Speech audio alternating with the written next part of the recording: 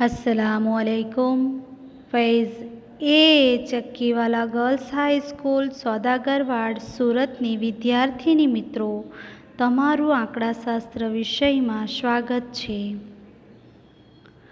आजे धोरण 12 विषय आंकड़ाशास्त्र प्रकरण 3 सुरेखनीय संबंधनी शुरुआत करिए। तो एनी अंदर आज आपणे पहलो तास लई रह्या छीए। तो विद्यार्थी मित्रों, तमे सहसंबंध प्रकरण सीखी गया। सहसंबंधनी अंदर तमे जोयुं के बे चल वच्चे संबंध ऋण छे के धन छे तेनो ख्याल आवे छे। उपरांत तेमनी वच्चेनी निकटतानुं संख्यात्मक माप पण आपणने मळे छे। परंतु सहसंबंधांक परथी एक चलनी ज्ञात किंमत माटे तेने अनुरूप बीजा चलनी अपेक्षित के अनुमानित किंमत मेळवी शकाती नथी। एटले शुं विद्यार्थी मित्रों, तमे बे चल वच्चे केवो संबंध छे, ऋण छे, धन छे, आंशिक धन छे, आंशिक ऋण छे, सहसंबंधनो अभाव छे, ए विषे आपणे अभ्यास करी गया। एमनी वच्चे केटली निकटता छे, केटली ए लोक वच्चे दूरपणुं छे, ए आपणे शीखी गया। परंतु एक्सनी किंमत परथी आपणे वायनी किंमत पर केवी रीते जई शकीए के वायनी किंमत परथी एक्सनी किंमत पर आपणे केवी रीते जई शकीए ए शीख्या नथी। एनो अंदाज आपणे सहसंबंध परथी मेळवी शकातो नथी।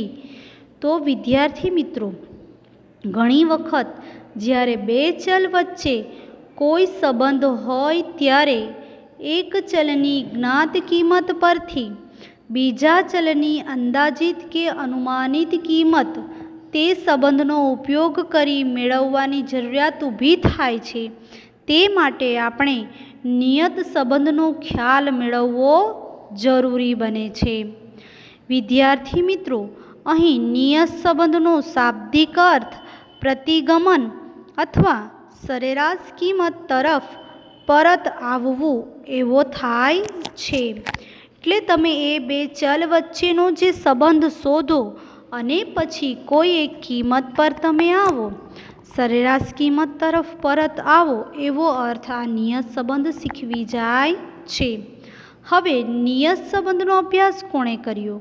तो मानव आनुवंशिकताना अभ्यास दरमियान सर फ्रांसिस गॉल्टन, आ नाम याद राखवू जरूरी छे, सर फ्रांसिस गॉल्टन नामना आंकड़ाशास्त्रीए सौ प्रथम नियत संबंध पदनो उपयोग कर्यो।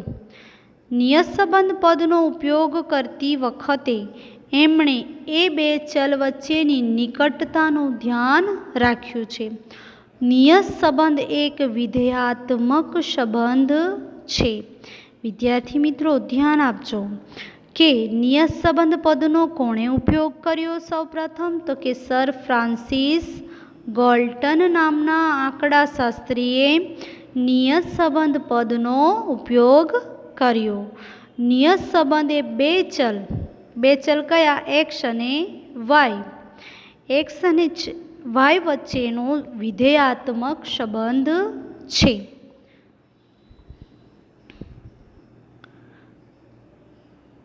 हवे नियत संबंध शीखवा माटे आपणे जे पदोनो उपयोग करवाना छे, जे शब्दोनो उपयोग करवाना छे ए विषे परिचित थईए। तो पहेलुं पद आवे निरपेक्ष चल।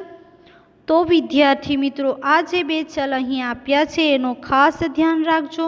निरपेक्ष चल एटले कार्यकारणथी संबंधित बे चल पैकी जे चल कारण स्वरूपो छे तेने निरपेक्ष चल कहे छे। समझ पड़े छे? बे चलनो अभ्यास तो आपणे करवानो ज छे, परंतु ए बे चल पैकी कयो चल कारण दर्शावे छे, कारणभूत बने छे। कोई भी बे चल आप्या होय तो एकने कारणे बीजामां वधारो घटाडो थाय तो जे कारण बने छे ए कारण चल ने निरपेक्ष चल कहेवामां આવે છે।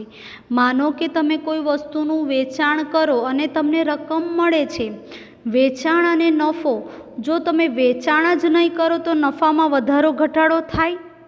જો વેચાણ તમે વધારશો તો નફો વધશે, વેચાણ ઘટાડશો તો નફો ઘટશે। અહીં કારણ સ્વરૂપ કયું ચલ છે? તો કે વેચાણના કારણે નફો થાય છે। તો વેચાણ એક કારણ દર્શાવે છે, એટલે અહીં વેચાણ શું બનશે? નિરપેક્ષ ચલ। એને સંકેતમાં એક્સ વડે દર્શાવવામાં આવે છે। જો ધ્યાન રાખજો, અહીં એક્સ આપણે ખાસ લેવું પડશે, એક્સ ચલ આપણે લેવાનો છે। એક્સ ચલ અને કાર્યકારણનો સંબંધ હોવો જોઈએ અને કારણ સ્વરૂપ હોવું જોઈએ। જો એ બે ચલ વચ્ચે કોઈ સંબંધ જ નહીં હોય તો એ બે ચલ વચ્ચે આપણે નિયત સંબંધ શોધી શકતા નથી।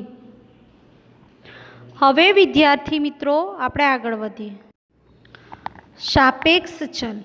હવે વિદ્યાર્થી મિત્રો આપણે સાપેક્ષ ચલનો ઉપયોગ કરીએ તો સાપેક્ષ ચલ એટલે કાર્યકારણથી સંબંધિત બે ચલ પૈકી જે ચલ કાર્ય સ્વરૂપ છે તેને સાપેક્ષ ચલ કાર્ય સ્વરૂપ।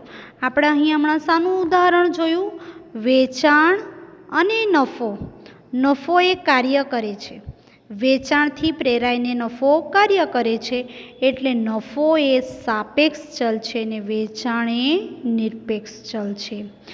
તો વિદ્યાર્થી મિત્રો અહીં સાપેક્ષ ચલ ને વાય વડે અને નિરપેક્ષ ચલને એક્સ વડે દર્શાવી શકાય।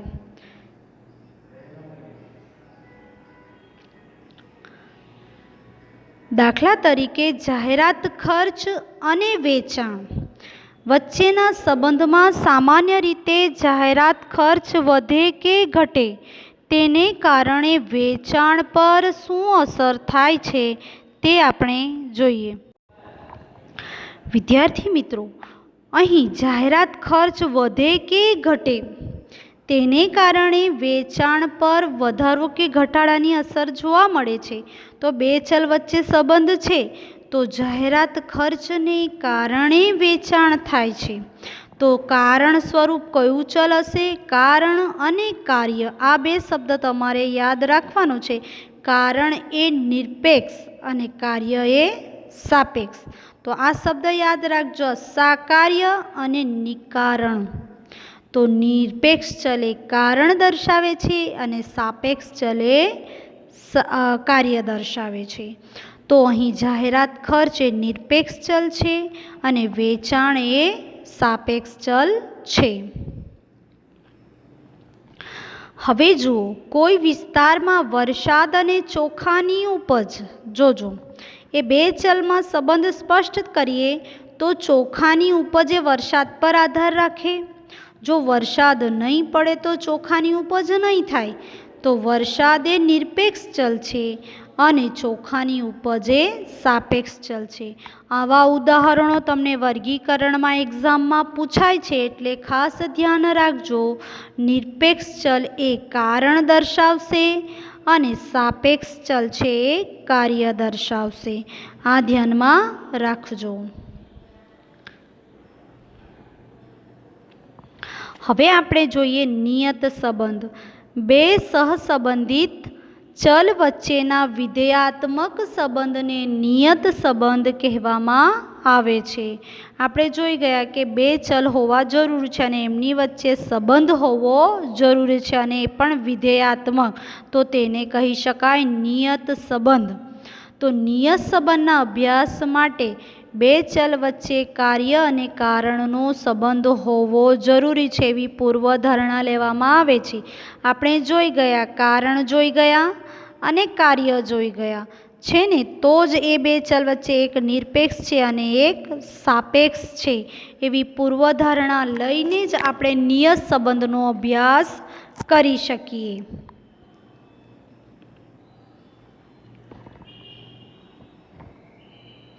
હવે જુઓ વિદ્યાર્થી મિત્રો, સુરેખ નિયત સંબંધ મોડેલ અહીંથી શરૂ થાય છે। સુરેખ નિયત સંબંધ મોડેલ એટલે શું? તો સાપેક્ષ ચલ y ને નિરપેક્ષ ચલ xના સુરેખ વિધેય તરીકે દર્શાવતા નિયત સંબંધ મોડેલને સુરેખ નિયત સંબંધ મોડેલ કહેવામાં આવે છે. તો આ નિયત સંબંધ મોડેલ એ કયું છે? તો અહીં મેં તમને આપ્યું છે y is equal to alpha plus beta x plus you. આ એક્સ અને આ વાય એ આપણા ચલ છે, બાકીના અચળાંક છે.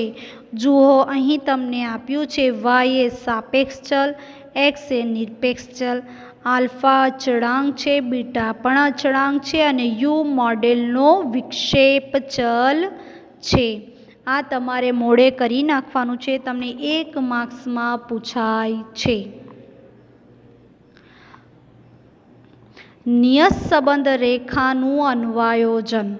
નિયત સંબંધ રેખાનું અન્વયોજન માટે વિદ્યાર્થી મિત્રો જુઓ, અન્વયોજન એટલે શું? આ આપણે શીખવાનું છે, કારણ કે દાખલા ગણતી વખતે અન્વયોજન શબ્દ આવશે અને આપણે એના સ્ટેપ કરવાના છે. ઇઝી જ છે એના દાખલા. સહસંબંધના જે સૂત્ર છે એ વર્ગમૂળમાં હતા.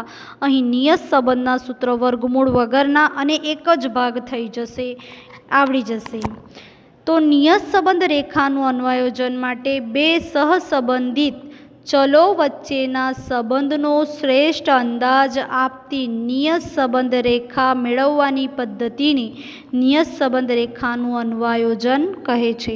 હવે આપણે જે બે ચલો આપ્યા છે એ બે ચલોનો અભ્યાસ કરવાનો છે, એમનો અંદાજ કાઢવાનો છે અને અંદાજ કાઢવા માટે જે પદ્ધતિ અપનાવવામાં આવે છે તેને નિયત સંબંધ રેખાનું અન્વયોજન કહેવામાં આવે છે.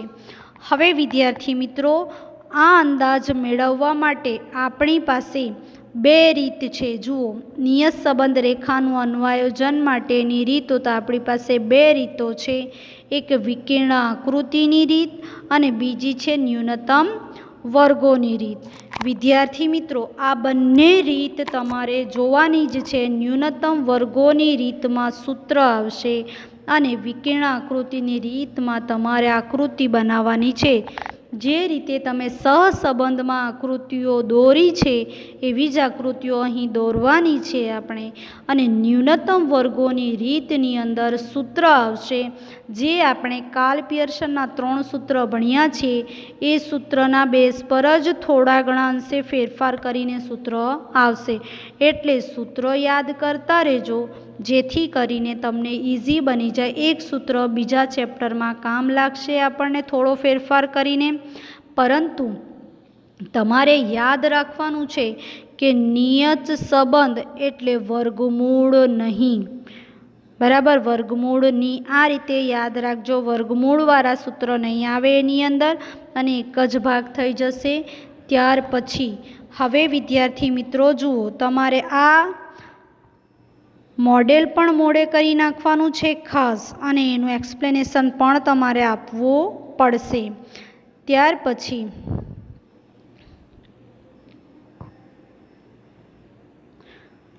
સાપેક્ષ ચલ અને નિરપેક્ષ ચલના ઉદાહરણો તમને પૂછાશે. કેવી રીતે? તો કે વેચાણ અને નફો, વરસાદ અને ઉત્પાદન. આવા ઉદાહરણો પૂછાય તો તમને કહેવામાં આવશે કે એને નિરપેક્ષ અને સાપેક્ષમાં વર્ગીકરણ કરો. તો તમારે આ બે શબ્દ યાદ રાખવાના, નિકારણ અને સાકાર્ય.